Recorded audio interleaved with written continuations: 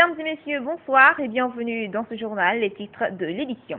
C'est les partis pour la révision complémentaire du fichier électoral. Cette réouverture des cartes pour 15 jours est l'un des points de l'accord politique global signé le 3 juillet dernier à Conakry par la mouvance présidentielle et l'opposition.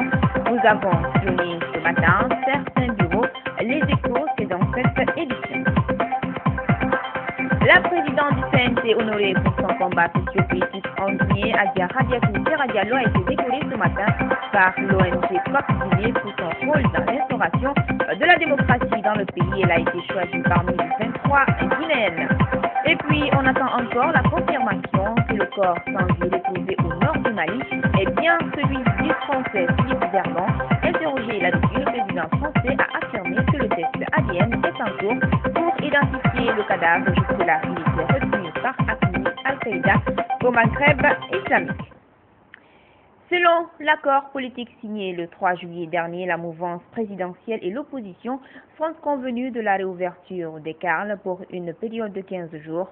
Au cours de cette révision complémentaire du fichier électoral, il sera aussi question de corriger les erreurs qui se sont glissées lors de la précédente révision. Pour en savoir plus sur cette reprise, une de nos équipes de reportage a sillonné certaines communes de Conakry pour se rassurer de la réouverture effective des cartes. Reportage Saran Kamara. En principe, les opérations de révision des listes électorales devaient débuter samedi dernier. Mais sur le terrain, les choses sont relativement confuses. Certaines cartes ne sont toujours pas ouvertes à midi et dans d'autres, les électeurs arrivent à compte-gouttes. Depuis la reprise du samedi jusqu'à date d'aujourd'hui, on n'a pas eu de citoyens. Peut-être que c'est par manque d'informations. Depuis hier, on a licencié peut-être 6 personnes. Interroger les responsables des cartes évoque des problèmes d'ordre logistique. L'une des raisons de la reprise effective chez certains. Par contre, d'autres, à défaut d'enrôler, se livrent à autre chose. On est venu, on a trouvé que la batterie est déchargée. Donc on a fait appel aux représentants de la CECI, mais jusqu'à présent, rien n'est fait. Chez nous ici, comme nous avons une panne sur la caméra, tous ceux qui viennent pour l'inscription, nous les renvoyons dans les autres cartes. Mais ceux qui viennent pour la révision avec leur ancienne carte d'électeur, nous les prenons. S'il y a des modifications à faire, nous modifions ces informations. Après, on imprime un récépissé, on lui remet. Moustapha Silla est citoyen de Kaloum. Il compte se faire enrôler et voter pour la première fois, d'où sa motivation à remplir les conditions recommandées. Je suis venu me recenser, mais je n'ai pas une pièce. On m'a dit d'aller chercher ça. J'ai mon carte d'identité scolaire. Je vais envoyer ça. Contrairement à lui, c'est le désespoir chez certains électeurs. Je suis venu pour enrôler ici, mais j'entends dire ici, il y a des pannes, les machines ne s'entendent pas bien, il y a tous les petits problèmes. Sur le terrain, depuis la reprise de la révision des listes électorales, les représentants des partis politiques disent être vigilants et remontent au fur et à mesure les anomalies constatées. Depuis que nous avions été affectés dans ce cadre, nous avons remarqué beaucoup d'irrégularités, telles que l'appareil photographique est en panne. La période de prorogation de la révision des listes électorales devrait durer 15 jours. Plus de 850 milliards de francs guinéens, c'est le financement mobilisé par le ministère de la Coopération pour les secteurs prioritaires définis par le gouvernement guinéen. Le ministre Koutoubou Moustapha Sano l'a fait savoir ce matin au cours d'une conférence de presse axée sur le bilan du premier semestre 2013 de son département. Alpha Omar Paris. Réputé être l'un des ministères clés de la gouvernance du professeur Alpha Condé, le département de la coopération internationale veut faire de la transparence et de la communication son cheval de bataille. Ce lundi, le chef de ce département a été face à la presse pour confirmer ce qu'on dit de lui. Moustapha Koutoubou Sano, entouré des cadres de son ministère, a dressé le bilan de son département au compte du premier semestre 2013. Un bilan dont il s'enorgueillit puisque selon lui, 63% des actions planifiées ont été réalisées. En termes de mobilisation de fonds, plus de 850 milliards de francs guinéens ont été obtenus et financés vers les secteurs sociaux de base. Il y a plus de 200 forages que nous avons pu réaliser à travers le SNAP et que nous avons trouvé le financement de ces forages à travers nos coopérations bilatérales et souvent multilatérales. Tous les projets de forage que vous entendez aujourd'hui dans ce pays, le financement et de la coopération internationale. L'accès aux médicaments de paludisme dans tous les hôpitaux, sauf si vous trouverez même dans les marchés, c'est gratuit. Cela a été le financement de USAID. Mais malheureusement que souvent vous trouverez certains de ces médicaments en vente dans les pharmacies ou dans les marchés. Dans le cadre de la construction des écoles, il est prévu que d'ici la fin de l'année, il y aura des centaines de milliers de classes pour désenglaver ce que nous avons aujourd'hui. Cette rencontre a aussi permis au ministre de la Coopération de faire le tour d'horizon de toutes les autres actions menées par son département. C'est le cas, par exemple, de la réhabilitation des cantines scolaires dans les préfectures de l'intérieur du pays qui ont permis aux enfants des paysans de pouvoir étudier sans crainte. Les cantines scolaires, pour les enfants qui sont dans les zones difficiles, et l'accès est très difficile. Imaginez que vous avez une fille, vous avez un enfant, un garçon, dans les villages où les parents sont obligés d'amener les enfants avec eux quand ils vont dans les champs. Les cantines scolaires ont permis aux parents, c'est pas la peine, il ne faut pas avoir peur à vos enfants. Quand un enfant va à l'école, il va manger là-bas. Il y a aussi l'UNICEF, comme vous avez. On a eu des vaccinations pour les enfants. Selon le ministre Moustapha Koutoubou Sanou, des centaines d'écoles seront construites et livrées avant la fin de l'année. Un forum sur l'aide est également en perspective pour dire que l'aide doit nous permettre de se passer de l'aide. Le CNT a procédé ce lundi à la présentation du rapport synthèse de l'intercommission sur la convention de partenariat public-privé pour la promotion immobilière, une convention signée entre la Guinée et une société espagnole de promotion immobilière et de construction. La convention vise la réalisation de projets de construction de logements et autres infrastructures sociales. Explication Diao Bachir. L'adoption et la ratification de cette convention sur la promotion immobilière a pour objet de définir un cadre de partenariat public-privé pour le financement et la réalisation des projets de construction de logements, d'hôtels, de bureaux, d'écoles, d'hôpitaux et autres infrastructures de base destinées à la vente, à la location et à l'exploitation à Conakry, Koya, Dubrika et Forikaria. Ces projets seront réalisés grâce à la convention signée le 17 mai 2013 à Conakry entre le gouvernement guinéen et la société espagnole Guinimar Grandioso Promosao Immobiliera in Construcos, dont le coût global est estimé à 5 milliards de dollars américains.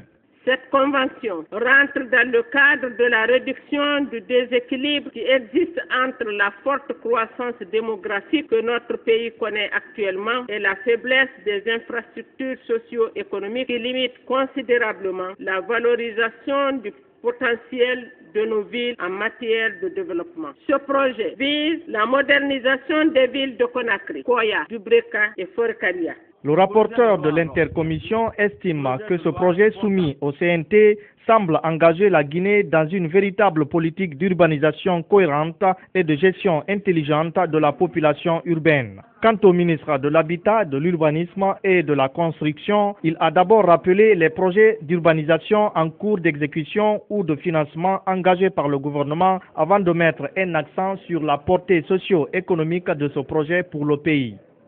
Il est prévu que les premières actions de ce partenariat viseront à réaliser en 2 ans 2 nouveaux centres administratifs et d'affaires équipés centres émetteurs et à Lambangui plage, sur des périmètres de 18 hectares et 650 hectares respectivement, soit au total le double de la superficie de la commune de Kalou. La réalisation de ce projet devrait permettre, entre autres, la création de près de 20 000 emplois directs, temporaires et permanents par la formation des jeunes et le transfert des compétences.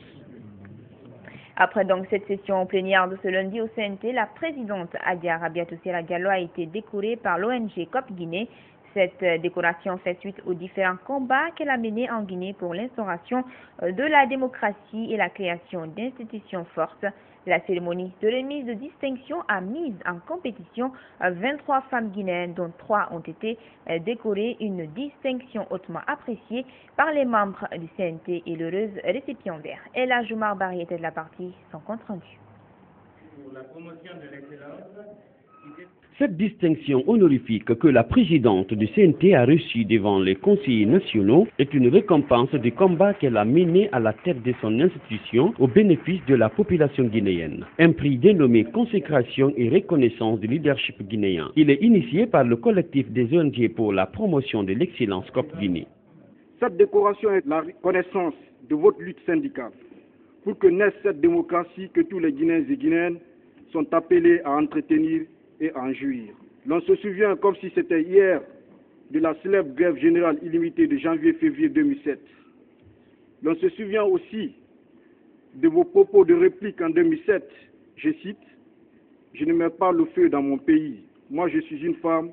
Si je dois mettre le feu, c'est sous la marmite pour préparer pour mes enfants. » Ce choix porté sur Adjarabiatou Sela Diallo s'est fait en mars dernier à l'occasion de la commémoration de la Journée mondiale de la femme. Un honneur joyeusement partagé par les membres du CNT qui ont apprécié le prix à sa juste valeur. La présidente du CNT, notre sœur, notre mère, avait à cette occasion eu l'honneur et le privilège indiscutable de recevoir le prix de l'excellence du leadership féminin. Ce lundi 15 juillet est ainsi donc réservé, mesdames et messieurs, à la décoration de madame la présidente du CNT par le coordinateur du consortium des ONG pour la promotion de l'excellence. Pour la principale bénéficiaire, elle a dédié son prix à ses pairs du CNT et à la gente féminine. Je dédie cette décoration à toutes les femmes du CNT, aux femmes de la Guinée, aux femmes d'Afrique et aux femmes du monde qui sont tenues à me soutenir. J'avoue que le 30 mars, j'étais pas là et par la grâce de Dieu et par votre grâce, je faisais partie de ces 23 femmes. Adjarabiatou Sela Diallo a, à cette occasion, exhorté les femmes à plus de persévérance, de dynamisme et de promptitude dans l'exercice de leur métier. Le quartier Nongor dans la commune de Ratouma a manifesté ce lundi pour réclamer le courant électrique. Les manifestants ont barricadé la route de Nongo-Tadi menant à Lambani. Informés de la situation, les autorités de la ville de Conakry et les forces de sécurité ont vite investi les lieux. Dans ce vent de contestation, des journalistes ont été agressés et certains blessés. Reportage Marie-Sheila Fofana, rendu en studio par Mamadi Kamisoko. Nongor en ébullition ce lundi, la population de ce quartier privé de courant électrique depuis plusieurs jours revendique, dit-elle, son droit. Pour se faire entendre, les habitants de cette localité ont barricadé la route de Nongo-Tadi menant à Lambani. Il y a au moins un mois de cela, on ne reçoit pas le courant. Et il y a 2 mois de cela, nous payons nos factures régulièrement et on n'a pas le courant. Donc, trop c'est trop. Nous sortons ici pour alerter ici l'autorité compétente pour que nous recevons, pour qu'ils nous redonnent nos propres droits à nous. Parce que là, on n'a pas de seul mois de Ramadan, on ne peut pas garder les nourritures dans les frigos, on perd les nourritures. Donc, il y a plein de trucs qu'on n'arrive pas à faire lors de ce mois de Ramadan. Donc, nous demandons à l'autorité compétente de ramener l'électricité parce que nous avons besoin de ce courant aujourd'hui. Alertés de la situation, les forces de sécurité se sont vite déployées sur le terrain. Les autorités de la ville de Conakry sont également venues appeler les populations au calme. On a 36 mais il faut comme pourtant ça 36 avec le ministre pour que la population a le courant. On a pas laissez-nous, nous on va régler le problème de courant. Vous rejoignez maintenant à nous, calmer les gens, libérer la circulation, vous laissez d'ici 6 heures, vous allez avoir le courant. Mais ces efforts sont restés sans succès. Les multiples sensibilisations n'ont pas permis de ramener la population de Nongor à la raison. Aujourd'hui, elle ne réclame qu'une chose, l'électrification de leur localité. Dans ce vent de contestation, des journalistes ont été pris à partie et des voitures caillassées. Mamadou Adama Diallo, par exemple, journaliste au groupe de presse Lynx-Lance, a été blessé au visage. Devant donc la recrudescence des manifestations de rue par des jeunes accrochés à des revendications d'eau et d'électricité, le ministre de la Sécurité et de la Protection civile en appelle au sens de responsabilité de la jeunesse. Elhadj Manifing Diané compte s'appuyer sur la relation population-service de sécurité pour endiguer les violences. On l'écoute au micro de Mamadi et Kamisoko. Il ne saura jamais y avoir de sécurité si la population ne participe pas à sa propre sécurité. L'arme la plus essentielle que je voudrais utiliser dans ma gestion de la sécurité, c'est c'est de parler avec les gens, qu'ils comprennent que leur sécurité, c'est eux d'abord. C'est eux qui sont dans les quartiers, c'est eux qui vivent avec les gens, c'est eux qui savent ce qui se passe. La preuve, c'est tout à fait normal que les jeunes qui sont, comme disait un adage, la jeunesse a toujours raison, c'est vrai, mais qu'elle soit réfléchie, parce que si elle a raison dans ses mauvais comportements, elle va récolter les conséquences de ce mauvais comportement, comme ce que je viens de dire. Ils ont toujours raison. Qu'ils cassent, ils ont raison. Qu'ils ne cassent pas, ils ont raison. Mais s'ils cassent, ils sont obligés de reconstruire ce qu'ils ont cassé pour faire leur bonheur de demain. Je pense que la jeunesse guinéenne doit pouvoir quand même comprendre qu'elle est beaucoup plus responsable de ce pays que ceux qui gèrent ce pays. Elle doit savoir que tout nouveau comportement de sa part le met davantage dans un piège dangereux. Parce que ce pays, ils sont son présent, parce que nous vivons avec eux, ils sont aussi l'avenir, parce qu'on va leur laisser ce pays. Début ce matin à Conakry d'un atelier de formation des formateurs sur la résolution 1325 et connexe des Nations Unies. Il est organisé par le réseau Paix et Sécurité des femmes de l'espace CEDEAO avec l'appui technique et financier d'Osiwa Guinée. C'est pour aider les femmes à s'approprier de la version simplifiée de cette résolution pour sa vulgarisation, sans à compter. C'est en 2000 que le Conseil de sécurité des Nations Unies a adopté la résolution 1325 en faveur des femmes, une manière de pallier aux violences faites à la gente féminine, surtout en période de conflit. Cette résolution se fixe pour objectif l'intégration d'une démarche d'équité entre les sexes et l'augmentation de la représentation des femmes dans les opérations de maintien de la paix. Mais malheureusement, elle reste méconnue de nos jours. C'est pourquoi le réseau Paix et Sécurité pour les femmes de l'espace CEDEAO a initié cette formation des formateurs. Nous avons simplifié la résolution pour que tout le monde sache ce que c'est que la résolution. Il incombe à tout le monde d'appliquer la résolution, de respecter les femmes en temps de conflit qu'en temps normal. La résolution 1325 mérite d'être connue et d'être appliquée par tout le monde. Je pense que c'est très important que les femmes soient imprégnées, qu'elles connaissent vraiment ce que c'est que ces résolutions qui ont été votées par les Nations Unies en faveur des femmes. Pendant ces 3 jours de travaux, ces femmes venues d'ONG féminines seront suffisamment outillées sur des notions relatives à la résolution 1325 et connexe. Cette rencontre a été organisée grâce à l'appui technique et financier d'Osiwa Guinée. Pour nous, à Osiwa, la protection et la promotion des droits des femmes est une question majeure.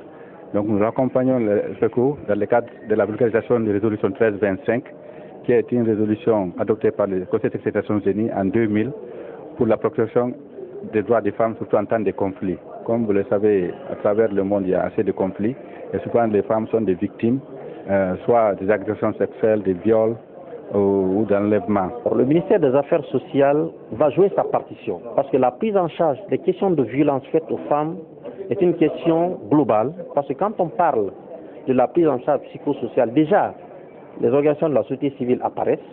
Le ministère des Affaires sociales, de la promotion féminine, comme il l'a toujours fait, va prendre ses responsabilités par rapport à la réinsertion, par rapport à la lutte, à toutes les stratégies qu'il faut développer pour lutter contre les violences faites aux femmes. Le réseau Paix et Sécurité pour les femmes de l'espace CEDEAO a déjà élaboré une version simplifiée de ces résolutions. Elle permettra donc à ces femmes, au sortir de cet atelier, de s'en approprier pour sa vulgarisation. En haute banlieue de Conakry, certaines femmes s'adonnent à une activité non moins appropriée pour elles, la transformation des blocs de pierre en gravier. Ces femmes y travaillent durement pour s'offrir de quoi vivre, une activité pas trop facile, mais la pauvreté aidant, ces nombreuses mères de famille n'entendent pas abandonner cet exercice de tous les jours. Reportage Abdourahmane Ba. Non loin de la T8, sur la route Le Prince, cette dame casse des blocs de pierre pour avoir des graviers. Depuis 2 ans, elle pratique cette activité avec toutes les peines, dit-elle. Une activité à travers laquelle elle nourrit sa famille. Quand Quand tu as avec quoi nourrir ta famille, c'est ce qui est bon. C'est le travail là que je fais. Je n'ai rien d'autre si ce n'est casser les pierres et venir en aide à ma famille. Casser des blocs demande de la force physique et beaucoup de patience. Avant d'avoir un chargement de gravier, il faut des mois, affirme Oumoutene Mbari. Vu le temps que celui-ci prend, elle opte pour une solution alternative pour assurer le quotidien. Le prix de la brouette pleine, c'est entre 7 500 et 10 000 francs guinéens. Vu que j'ai des enfants à nourrir chaque jour, je ne pourrai pas attendre tout le mois pour revendre le chargement. Je remercie Dieu pour le petit commerce là. Avec un mari fatigué par le poids de l'âge et souffrant de diabète, avec 2 petits-enfants au dos à nourrir, cette casseuse de pierre n'a pas l'intention de baisser les bras. Si mes enfants étaient grands, ils pouvaient m'aider. En plus, j'ai un mari malade à la maison. En attendant, c'est dans ça que je vais gagner ma vie pour les jours me restant à vivre. Comme cette dame et beaucoup d'autres exerçant cette activité et l'ambition de lendemain pour leurs enfants. Je demande au Tout-Puissant Allah de me venir en aide afin de surmonter cette cherté de la vie. Et pour mes enfants, je les souhaite un meilleur avenir. Que le Tout-Puissant nous aide. Au Mali, un corps découvert dans le nord du pays, dans la zone de Tessalit, serait celui de Philippe Verdon. Ce Français, enlevé en novembre 2011 en compagnie de son ami, était retenu par AQMI, Al-Qaïda au Maghreb islamique, ce lundi, sans admettre formellement que le cadavre découvert était bien celui de Philippe Verdon. Le président français a indiqué que les tests ADN prouveront probablement son identité. Suivez. Depuis des mois, la question était posée. Philippe Verdon, otage au Mali depuis novembre 2011, est-il mort? Au mois de mars 2013, AQMI, Al-Qaïda au Maghreb islamique, annonce l'avoir exécuté. Le 7 juillet dernier, un corps est retrouvé au nord du Mali. Depuis, des analyses ADN sont en cours, mais le chef de l'État en visite à l'ambassade du Mali à Paris a fait part ce matin de son pessimisme. Il y a encore aujourd'hui une probabilité très forte qu'un de ces otages soit mort. Nous avions, nos forces, retrouvé une dépouille il y a 10 jours, au Nord Mali.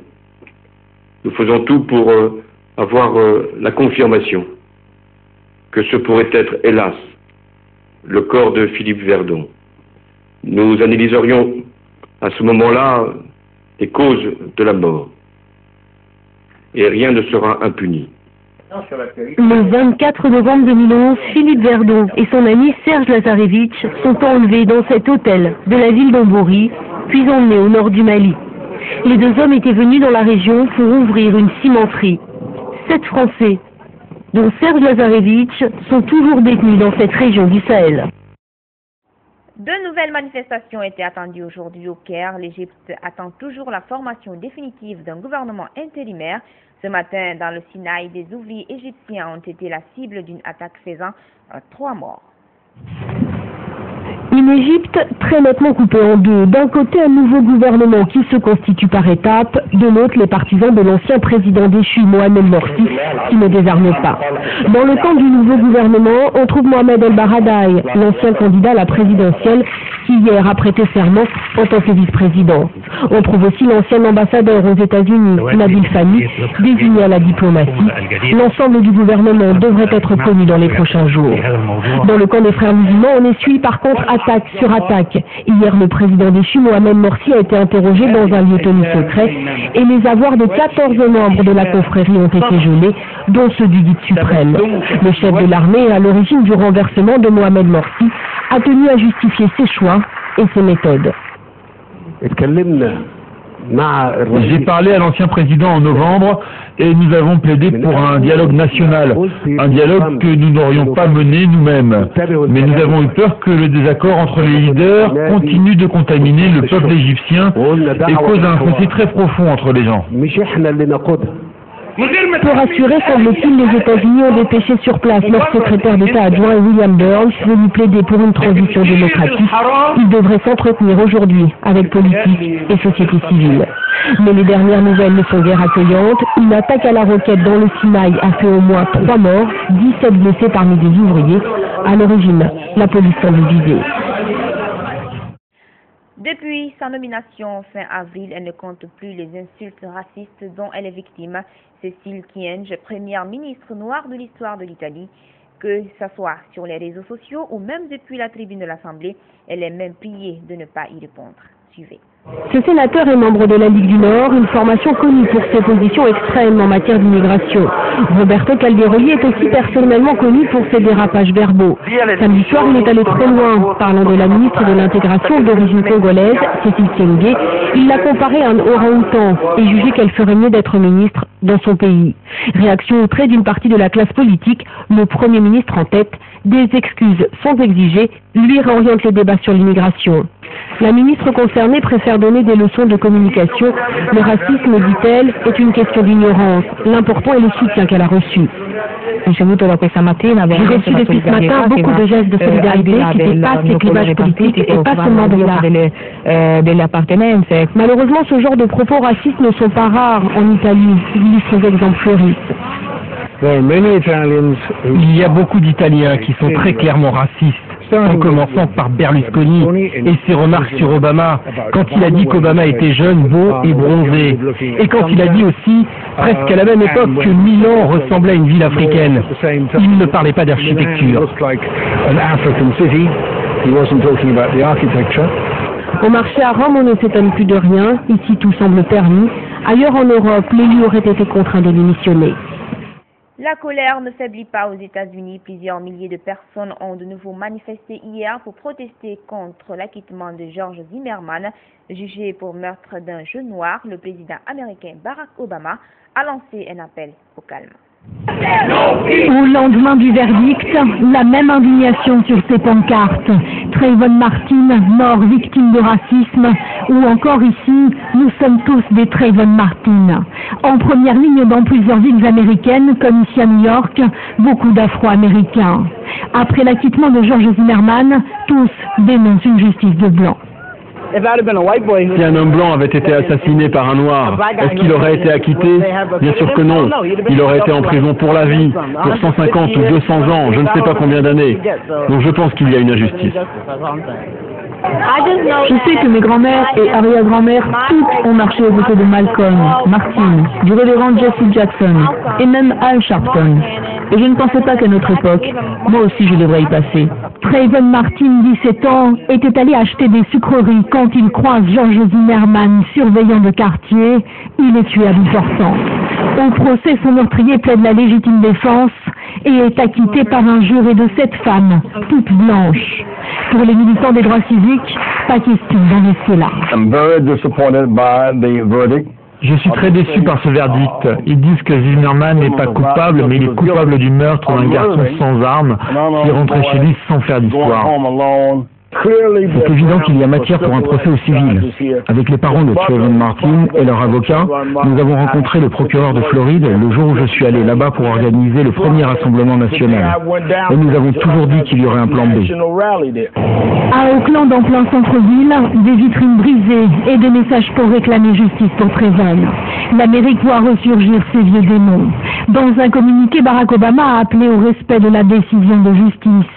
Un appel au calme, car chacun ici se souvient des tensions raciales après ces images en 1991. Un Afro-Américain, Rodney King, était sauvagement battu par des policiers blancs de Los Angeles. Voilà, mesdames et messieurs, c'est la fin de cette édition d'information. Merci de l'attention. Très bon début de semaine sur Évasion Guinée. Vous pouvez également visiter notre site web, le www.groupeevasionguinée.info. Bonsoir à vous qui nous suivez partout. Ta connexion.